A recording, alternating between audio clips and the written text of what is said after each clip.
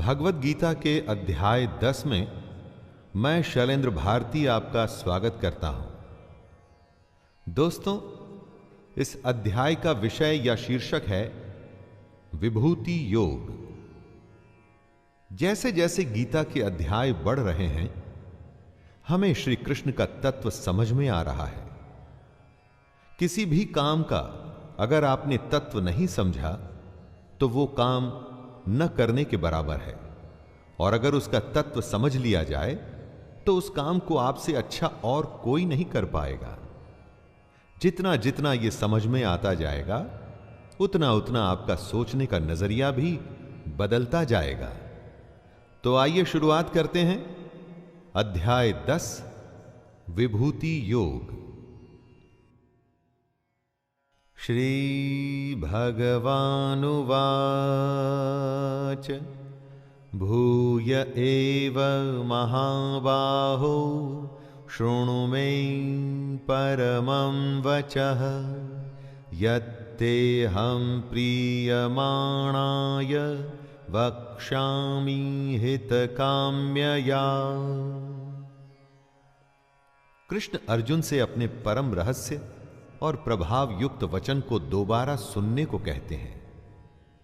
कृष्ण अर्जुन से अत्यंत प्रेम रखते हैं और ये रहस्य और प्रभाव युक्त वचन वो उसके हित के लिए ही कह रहे हैं। लेकिन दोबारा क्यों? दोस्तों, परीक्षा से पहले अभ्यास के समय हर बात एक बार में समझ आ जाए ये जरूरी नहीं। बार बार एक ही बात को सुनकर उसे समझना पड़ता है। और फिर ये तो श्री कृष्ण के वचन हैं, जिनसे बड़ा ज्ञान कोई है ही नहीं, तो इन बातों को तो दोबारा सुनना ही पड़ेगा। जब आप कृष्ण की शरण में आ जाते हैं तो फिर आप उनकी जिम्मेदारी हो जाते हैं।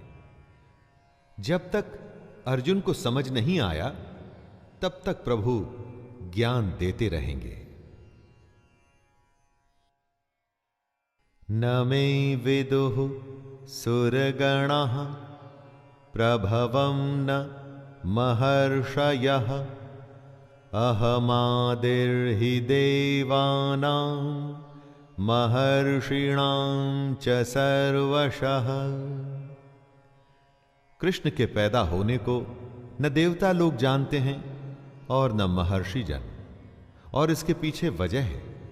कृष्ण सब प्रकार से देवताओं का और महर्षियों के भी आदि कारण है। कृष्ण का कहना है कि जन्म कर्म च मे दिव्यम, अर्थात कृष्ण का जन्म और कर्म अलौकिक है, हमारी इन साधारण आंखों से नहीं देखा जा सकता। यही वजह है कि देवता और महर्षि भी कृष्ण की उत्पत्ति को, कृष्ण के प्रकट होने को, कृष्ण के देव भाव को, उनके परम तत्व को समझ नहीं सकते। कृष्ण तो उनके भी आदि कारण है। यो माम जमनादिं च वेत्ति लोकमहेश्वरम् असम्मूढ़ः समर्थ्येषु सर्वपापैः प्रमुच्यते। कृष्ण अजन्मा है, यानी कि जन्म से रहित, अनादि है। अनादि उसको कहते हैं जो आदि रहित हो एवं सबका कारण हो, और जो ये बात जानता है कि कृष्ण ही लोकों का महान ईश्वर तत्व है, वह मनुष्य संपूर्ण पापों से मुक्त हो जाता है और पुनर्जन्म को प्राप्त नहीं होता। कृष्ण यहां पर कुछ अपनी ही बताई बातों को दोहरा रहे हैं, दोबारा बता रहे हैं ताकि समझने में कोई चूक ना हो। वो चाहते हैं कि हर कोई उनके ईश्वर तत्व को समझे, ये जाने कि आखिर कैसे पूरे संसार में जीव और निर्जीव में श्री कृष्ण की ही छवि है। बुद्धिर्ज्ञानमसम्मोहः क्षमा सत्यं दमः शमः सुखं दुःखं भवो भावो भयं चाभयमेव च अहिंसा समता तुष्टिस् तपोदानं यशो यशः भवन्ति भावा भूतानां मत्त एव पृथग् विधाः। जीवन में हर स्थिति अपने साथ एक नया ही भाव लेके आती है।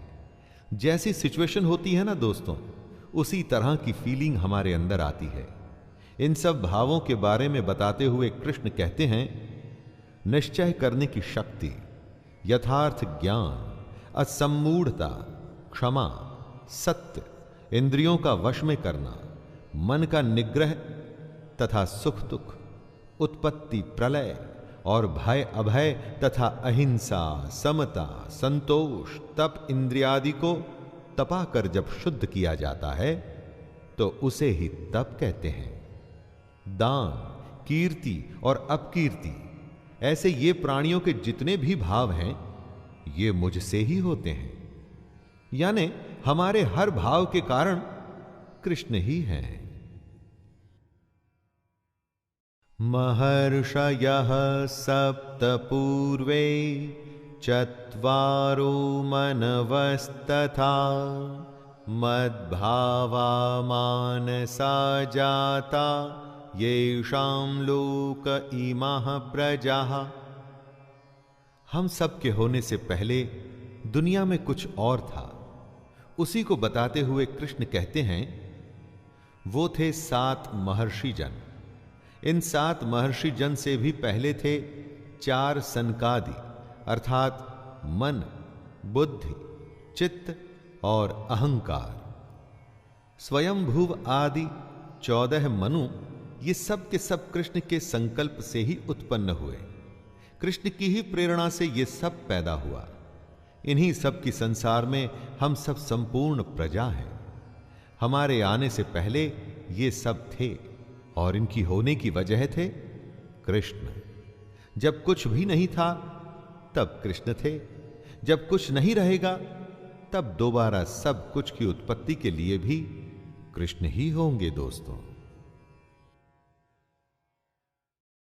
एतां विभूतिं योगं च मम यो वेत्ति तत्त्वतः सोऽविकम्पेन योगेन युज्यते नात्र संशयः।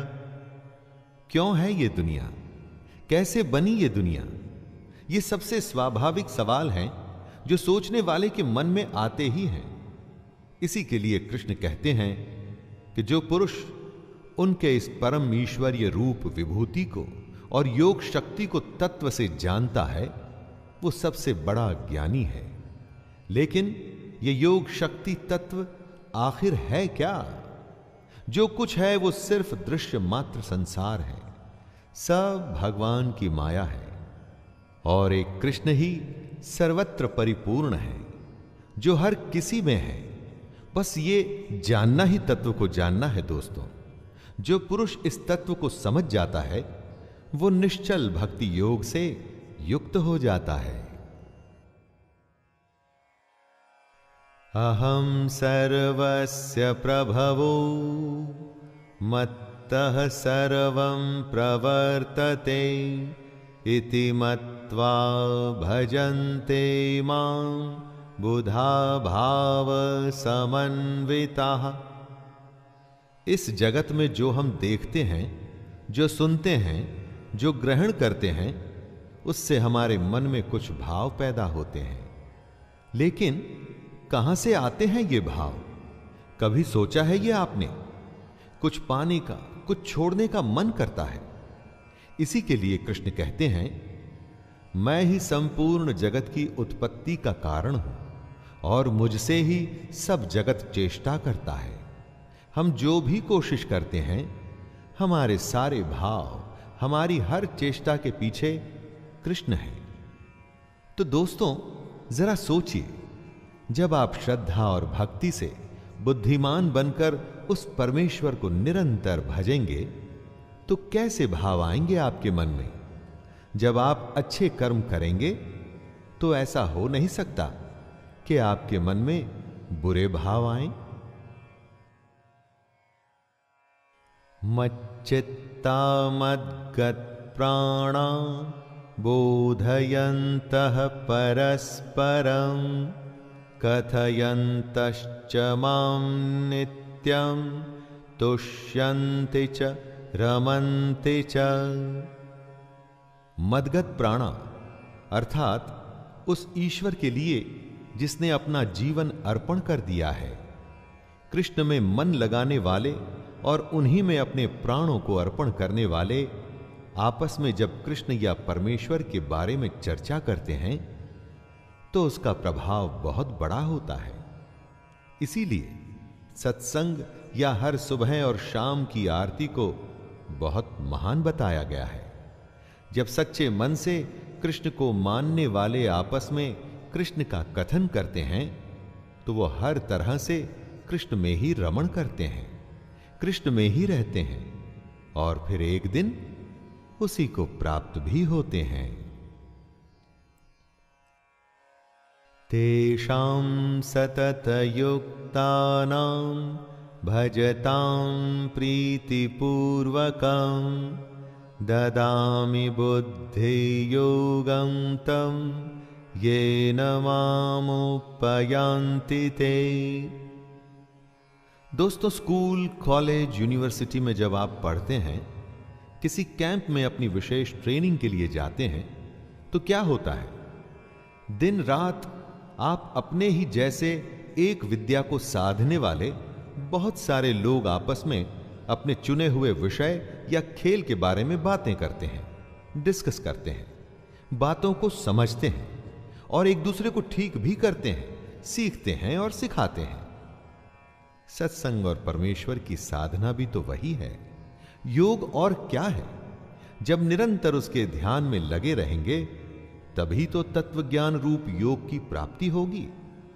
जिस दिन योग प्राप्त हो गया दोस्तों, तो समझिए सब कुछ हो गया। तेषामेवानुकंपार्थम अहम ज्ञानजं तमः नाशयाम्यात्मभावस्थो ज्ञानदीपेन भास्वता। जिसने हमारे ऊपर कृपा करनी है वो तो असल में हमारे अंदर ही है, हमारे पास ही है, न काबे में न कैलाश में। हमारे अंदर रह के वो हमारे अंदर के अज्ञान को नष्ट करता है। लेकिन ये सब अपने आप तो हो ही नहीं सकता, कुछ तो चेष्टा हमको भी करनी होगी। सिर्फ सच्चे मन से उसके बारे में सोचना होगा, सच्चे मन से अपना कर्म, अपना कर्तव्य निभाना होगा, अपनी इच्छाओं और मोह को छोड़ना होगा। हमारे ऐसा करने के बाद सारा काम उसी का है। परमेश्वर ना तो हमारे कर्म और ना ही हमारे योग को कभी नष्ट नहीं होने देंगे। इसी तरह से वो हमें मुक्ति देंगे।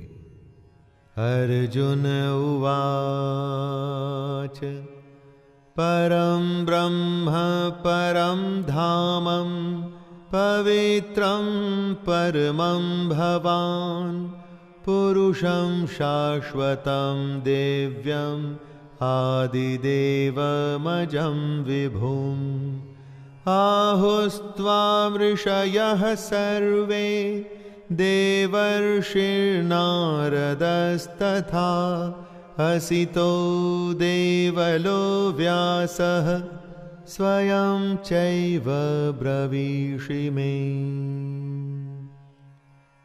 अर्जुन ने युद्ध छोड़ दिया था। युद्ध के बीचों बीच बैठ उसने लड़ने से मना कर दिया था। इसीलिए कृष्ण ने उसे ज्ञान देना शुरू किया था। ऐसा लगता है कि शायद अब उसे कृष्ण का ज्ञान और उनका स्वरूप समझ में आ रहा है। समय लगता है दोस्तों, लेकिन अगर आप अपने सारथी, अपने मार्गदर्शक, अपने गुरु की बातें ध्यान से सुने तो ज्ञान अवश्य ही प्राप्त होता है। अर्जुन कृष्ण को परम ब्रह्म, परम धाम और परम पवित्र बताते हुए कहते हैं, आपको सब ऋषिगण सनातन, दिव्य पुरुष एवं देवों का भी आदि देव, अजन्मा और सर्वव्यापी कहते हैं। वैसे ही देवर्षि नारद, असित, देवल ऋषि तथा महर्षि व्यास भी कहते हैं।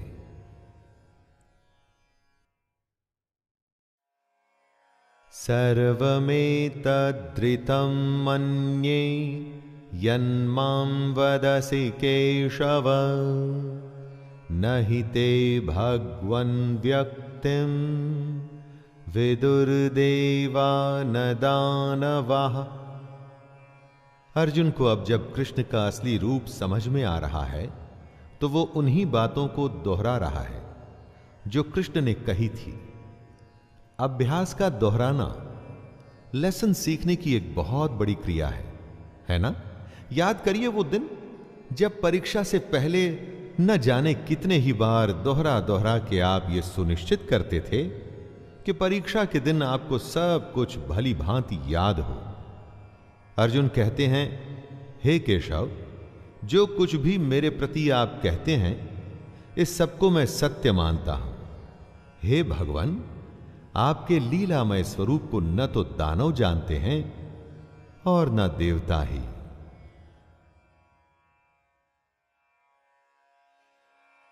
स्वयमेवात्मनात्मानं वेत्थ त्वं पुरुषोत्तमं भूतभावन भूतेश देवदेव जगत्पते। अर्जुन कृष्ण को भूतों को उत्पन्न करने वाले कह रहे हैं। भूत अर्थात जो भी हमें दिखता है, ये सारी दुनिया, ये सब उसी की सृष्टि है। वही इन भूतों का ईश्वर है। अर्जुन आगे कहते हैं, हे देवों के देव, हे जगत के स्वामी, हे पुरुषोत्तम, आप स्वयं ही अपने से अपने को जानते हैं। दोस्तों, इस बात को दोबारा सुनिए। आप स्वयं ही अपने से अपने को जानते हैं। क्या मतलब हुआ इसका? कृष्ण हमारे अंदर होते हैं और हमारे अंदर रहते हुए ही वो हमारे अंदर वो भाव जगाते हैं जिससे हम कृष्ण के असली रूप को जान सकें। तो ये तो वही बात हुई कि अपने से अपने को जानना, है ना? वक्तुमर्हस्य शेषेण दिव्या ह्यात्मविभूतयः याभिर्विभूतिभिर्लोकान् इमांस्त्वं व्याप्य तिष्ठसि। ज्ञान का मार्ग आसान नहीं है। जो जानना चाहता है वो कभी रुकता नहीं, उसे और जानना होता है। ऐसे ही अर्जुन के साथ भी हो रहा था। कृष्ण के स्वरूप का ज्ञान अभी अर्जुन के लिए बाकी था। उसका संशय खत्म होना शुरू हुआ था, लेकिन पूरी तरह से खत्म नहीं हुआ। इसीलिए वो कृष्ण से कहते हैं, आप ही अपनी उन दिव्य विभूतियों को संपूर्णता से कहने में समर्थ हैं, जिन विभूतियों द्वारा आप इन सब लोगों को व्याप्त करके स्थित हैं। अर्जुन कृष्ण से उनकी विशेषता, उनकी खासियत जानना चाहता है और वो ये भी जानता है कि अपनी विशेषता के बारे में सिर्फ और सिर्फ कृष्ण ही कह सकते हैं और कोई नहीं। कथं विद्यामहं योगिन्स त्वां सदा परिचिन्तयन् केषु केषु च भावेषु चिन्त्योऽसि भगवन्मया। अर्जुन अपने सवाल को बढ़ाते हुए पूछ रहा है कि वो किस प्रकार निरंतर चिंतन करता हुआ कृष्ण को जाने और किन किन भावों से कृष्ण उसके द्वारा चिंतन करने योग्य हैं। कैसे वो निरंतर कृष्ण का चिंतन करे और वो कौन से भाव हैं जिनसे वो कृष्ण के बारे में सोचे।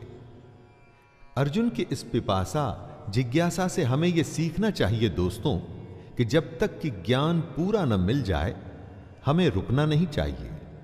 इसी तरह की निष्ठा, इसी तरह की तन्मयता यानी कि लगन आपको अपने क्षेत्र में बेस्ट बनाती है या वर्ल्ड चैंपियन बनाती है। विस्तरेणात्मनो योगं विभूतिं च जनार्दन भूयः कथयः तृप्तिर्हि शृण्वतो नास्ति मे मृतम्। अर्जुन कृष्ण की योग शक्ति विभूति के बारे में विस्तार पूर्वक जानना चाहता है।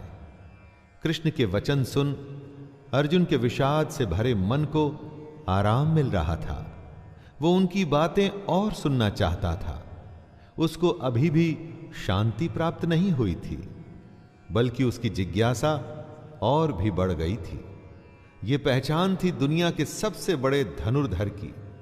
वो रुकता नहीं था जब तक कि अपने अभ्यास में, अपने काम में सर्वश्रेष्ठ, दी बेस्ट न हो जाता। दोस्तों, आप अपने जीवन में कब संतुष्ट होते हैं? एवरेज होके या दी बेस्ट होके? श्री भगवानुवाच हन्तते कथयिष्यामि दिव्या ह्यात्मविभूतयः प्राधान्यतः कुरु श्रेष्ठ नास्त्यन्तो विस्तरस्य मे। अर्जुन कृष्ण का विस्तार, उनकी सीमा जानना चाहता है। कृष्ण सादगी से कहते हैं, तू मेरी विभूति, मेरी विशेषता के बारे में सुन, क्योंकि मेरे विस्तार का तो कोई अंत ही नहीं। दोस्तों, कृष्ण की क्या सीमा है? वो कहां तक जाते हैं? वो हम लोगों के लिए या अर्जुन के लिए ये जानना संभव है क्या? ना, ये संभव नहीं है दोस्तों। जो अनादि और अनंत है, यानी कि जिसका कोई आरंभ ही नहीं, जिसका कोई अंत नहीं, विदाउट बिगिनिंग और एन एंड, उसके विस्तार को आप कैसे समझोगे? हां, लेकिन जरूरी है कृष्ण के स्वरूप को समझना, और वही बात स्वयं कृष्ण समझा रहे हैं। अहमात्मा गुडाकेश सर्वभूताशयस्थितः अहमादिश्च मध्यम च भूतानामन्त एव च। कृष्ण कहते हैं, हे अर्जुन, मैं सब भूतों के हृदय में स्थित सबकी आत्मा हूं तथा संपूर्ण भूतों का आदि, मध्य और अंत भी मैं ही हूं। हमारे अंदर जो आत्मा स्थित है, जिससे हमको मिलना है, जिसको हमें जानना है, वो कृष्ण ही है। हमारी शुरुआत, मध्य और आखिरी पड़ाव भी कृष्ण ही है। कई बार जब हम कुछ करते हैं तो अंदर से आवाज आती है कि ये सही है या ये गलत है। कौन होता है वो जो आपको ये बताता है? हमारी अंतरात्मा यानी कृष्ण, जो अपने अंदर की इस आवाज को निरंतर सुनने लगते हैं। उनकी गट फीलिंग कभी गलत नहीं होती दोस्तों।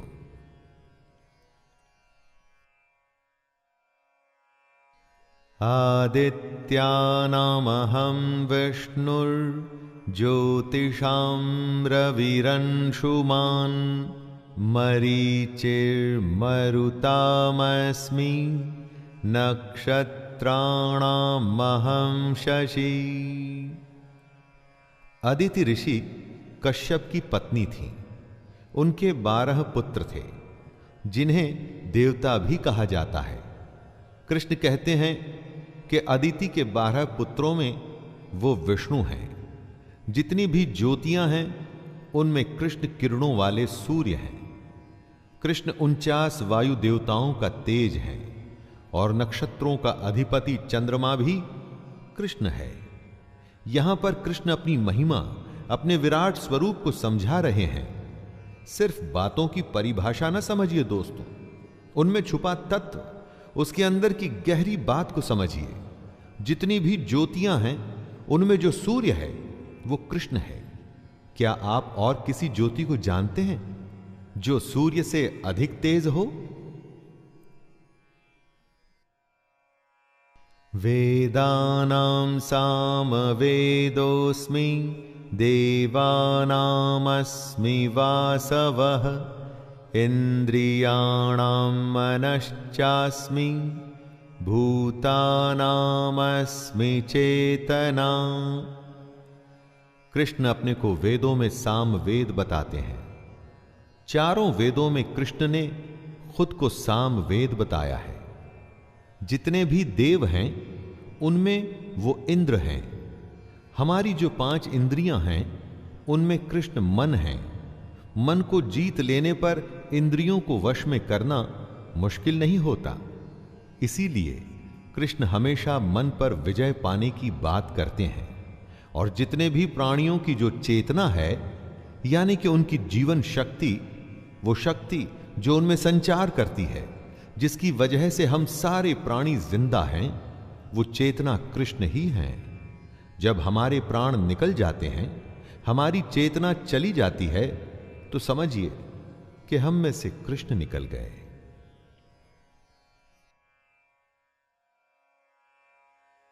रुद्राणां शंकरश्चास्मि वित्तेषु यक्षरक्षसां वसूनां पावकश्चास्मि मेरुः शिखरिणामहम्।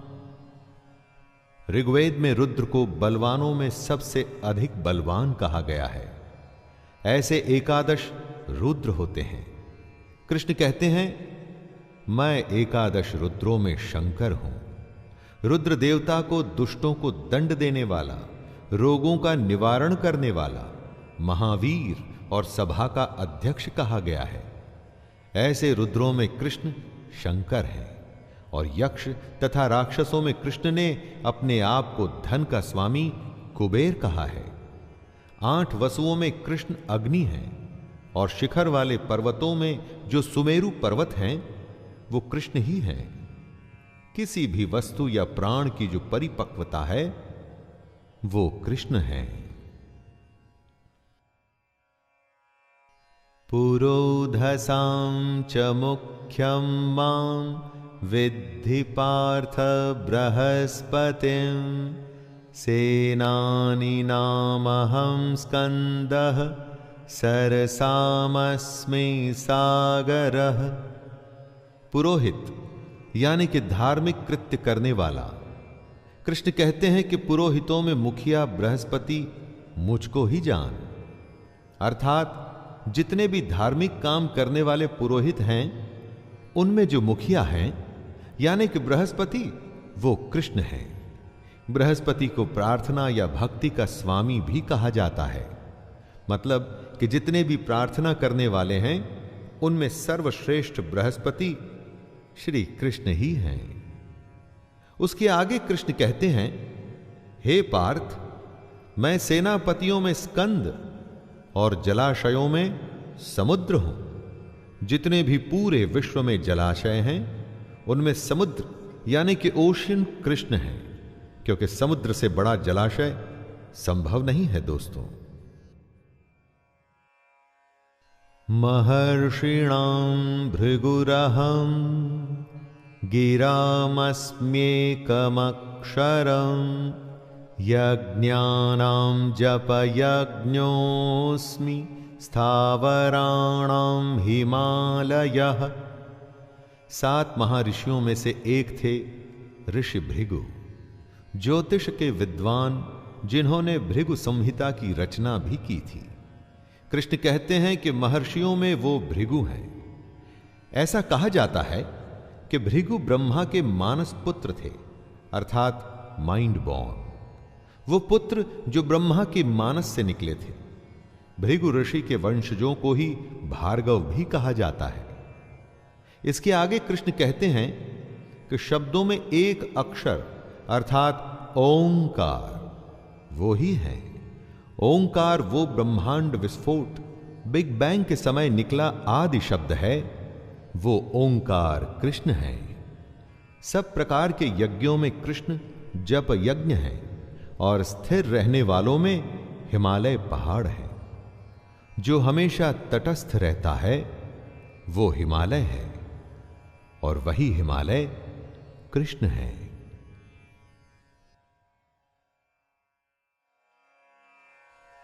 अश्वत्थः सर्ववृक्षाणां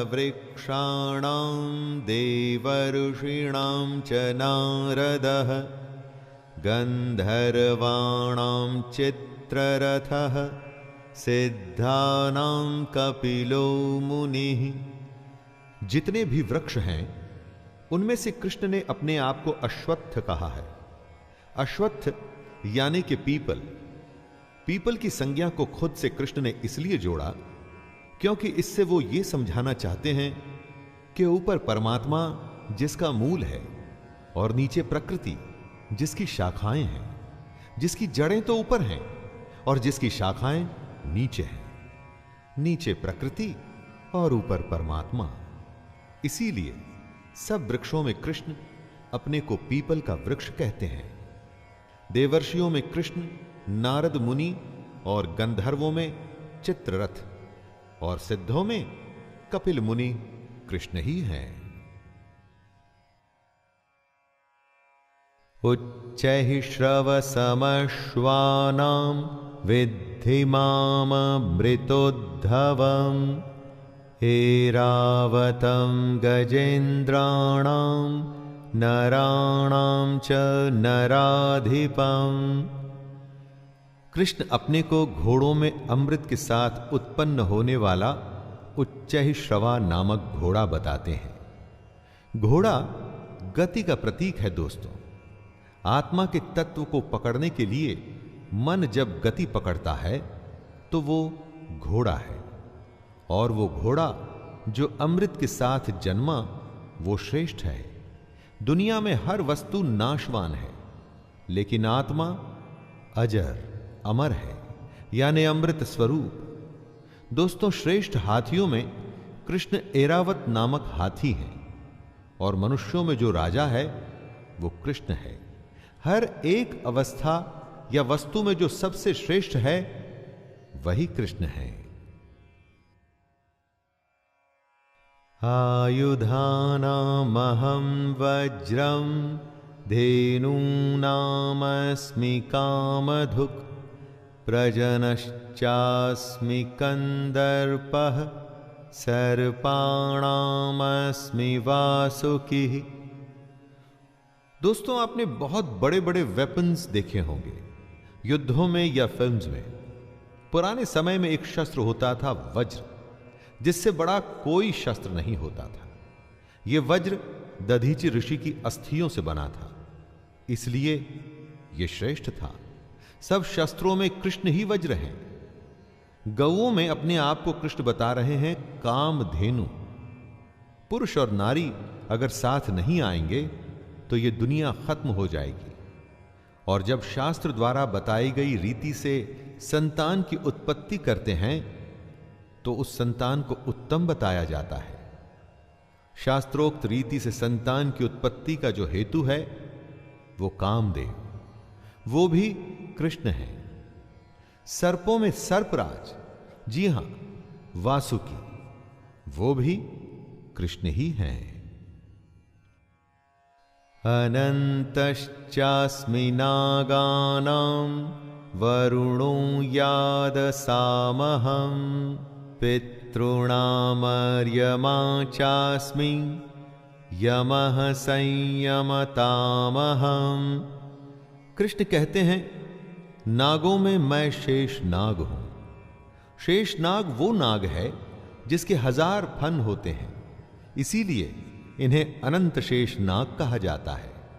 विष्णु भगवान इसी पर विराजमान होकर के सोते हैं। पौराणिक कथाओं में ऐसा कहा गया है कि हमारी धरती को शेष नाग ने ही धारण किया हुआ है। जलचरों में कृष्ण अधिपति वरुण देवता हैं और पितरों में अर्यमा नामक पितर है, तथा शासन करने वालों में यमराज मैं ही हूं, ऐसा कृष्ण कहते हैं। जीवन के हर क्षेत्र से कोई ना कोई एक उदाहरण चुन लीजिए, उसकी विशेषता और श्रेष्ठता में आपको कृष्ण ही नजर आएंगे। यही बात हमें कृष्ण समझा रहे हैं कि वे क्या हैं। प्रह्लादश्चास्मि दैत्यानां कालः कलयतामहं मृगाणां च मृगेन्द्रोऽहं वैनतेयश्च पक्षिणां। दैत्यों में कृष्ण प्रह्लाद हैं। वही प्रह्लाद जो हिरण्यकश्यप का पुत्र था। लाखों कोशिशों के बावजूद जिसे हिरण्यकश्यप मार नहीं पाया था। कृष्ण आगे कहते हैं कि गणना करने वालों का समय वो ही है। क्षण, घड़ी, दिन, पक्ष, मास आदि में जो समय है वो कृष्ण ही है। दोस्तों जरा सोचिए, जब समय बीतता है तो क्या होता है? समय को अगर आपको डिफाइन करना हो तो क्या कर पाएंगे आप? क्या चीज है समय? हर पल हर समय जो बीत रहा है, लेकिन उसे समझाना या समझना बहुत ही मुश्किल है। और वही समय कृष्ण है। पशुओं में कृष्ण सिंह है और पक्षियों में वो गरुड़ है।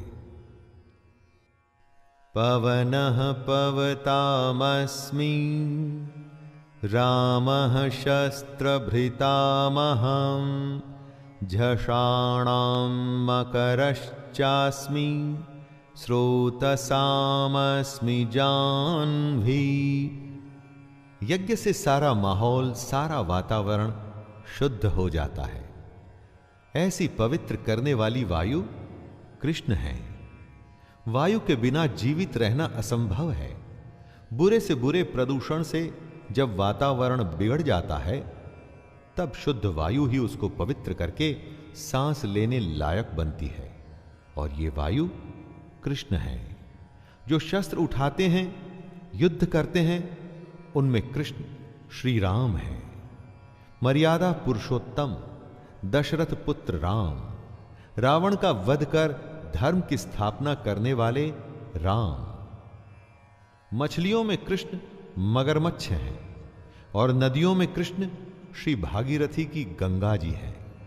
भगीरथ ऋषि के तप से जो गंगा धरती पर आई थी और जिसे शिव ने अपनी जटाओं में समाहित किया था, वही पवित्र गंगा कृष्ण है।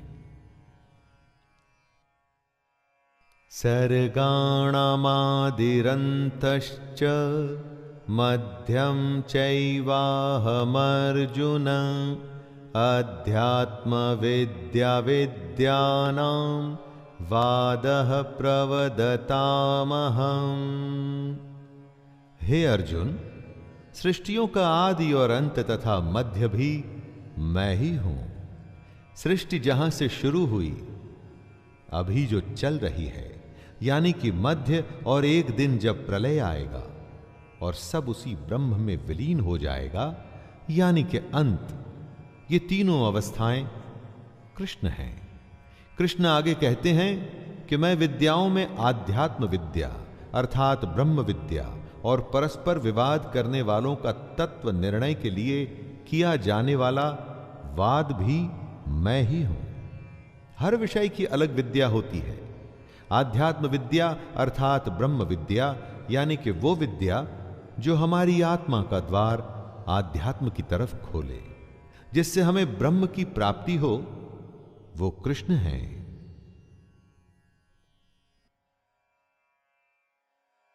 अक्षराणामकारोऽस्मि द्वन्द्वः सामासिकस्य च अहमेवाक्षयः कालो धाताहं विश्वतो मुखः।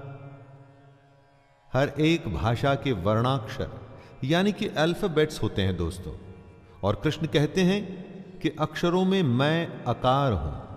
अकार का अर्थ है अ अक्षर, यानी कि हमारी वर्णमाला जहां से शुरू होती है वो अ। कहीं यही वो पहला अक्षर तो नहीं जो कोई शिशु सबसे पहले अपने मुंह से निकालता है। कृष्ण कहते हैं कि समासों में मैं द्वंद्व नामक समास हूं। द्वंद्व समास यानी कि वो समास जिसमें दोनों पद प्रधान होते हैं। अक्षय काल अर्थात काल का भी महाकाल तथा सब और मुख वाला विराट स्वरूप, सबका धारण पोषण करने वाला भी मैं ही हूं।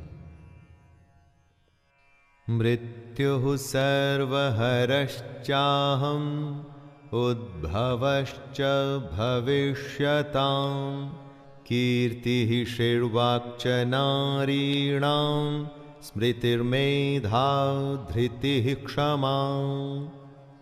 कृष्ण अपने बारे में ही विभूतियां बताते हुए कह रहे हैं कि मैं सबका नाश करने वाला मृत्यु और उत्पन्न होने वालों का उत्पत्ति हेतु हूं।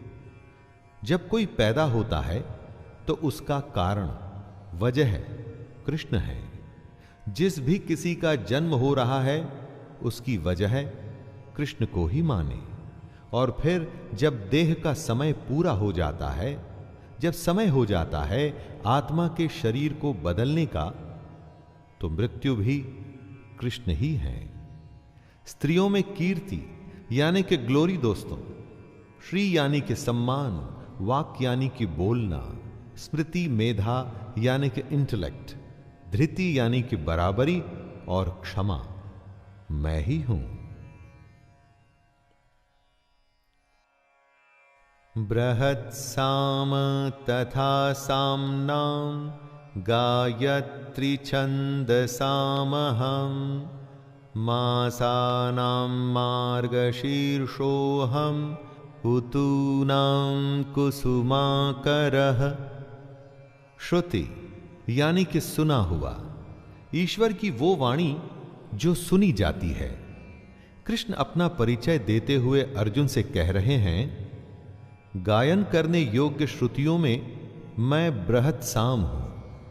बृहत् साम का मतलब होता है ऐसा गायन जो स्वर्ग लोक श्रेष्ठत्व, मन और तेज को स्वर आलाप से व्यंजित करता हो। यानी कि वो सबसे बड़ा गायन जो ऋचाओं में स्वर प्रधान है। छंदों में गायत्री छंद हूं, यानी कि गायत्री महामंत्र, तथा महीनों में मार्गशीर्ष और ऋतुओं में वसंत भी मैं ही हूं। द्यूतं छलयतामस्मि तेजस्तेजस्विनामहं जयोस्मि व्यवसायोस्मि सत्वं सत्ववतामहं। छल कई तरीके के होते हैं। पैसों का छल होता है, रिश्तों में छल होता है, राजनीतिक छल होता है। जैसे दोस्तों क्रिकेट में मैच फिक्सिंग जैसे छल भी तो होते हैं ना। जितने भी छल हैं, इनमें सबसे भयंकर छल कौन सा होता है वो जानते हैं? जो पल में कुछ भी करने की क्षमता रखता हो, वो है जुआ।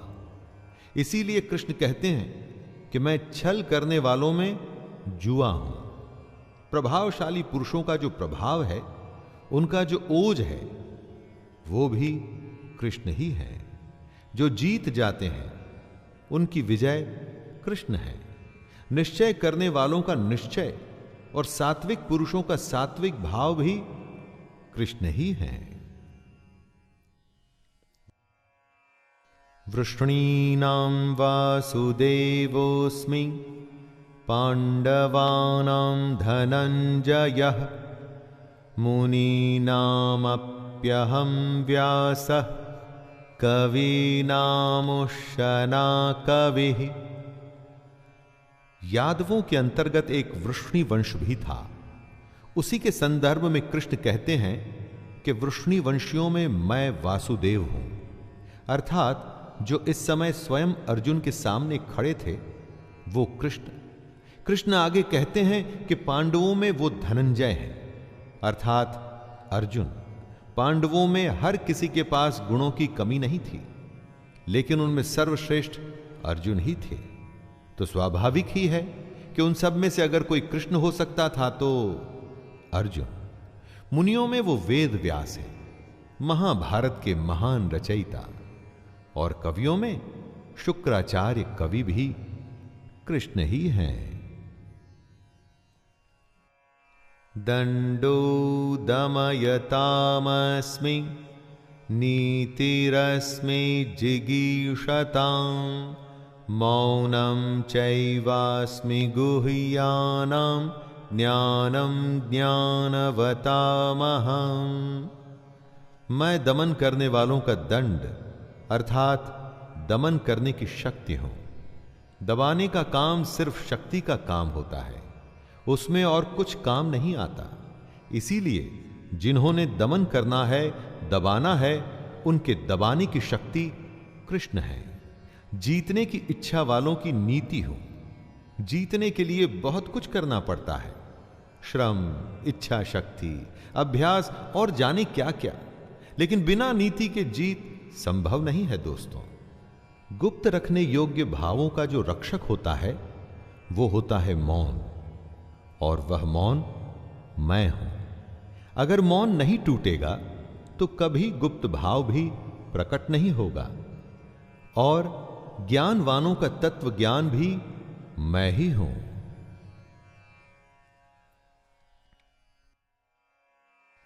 यच्चापि सर्वभूतानां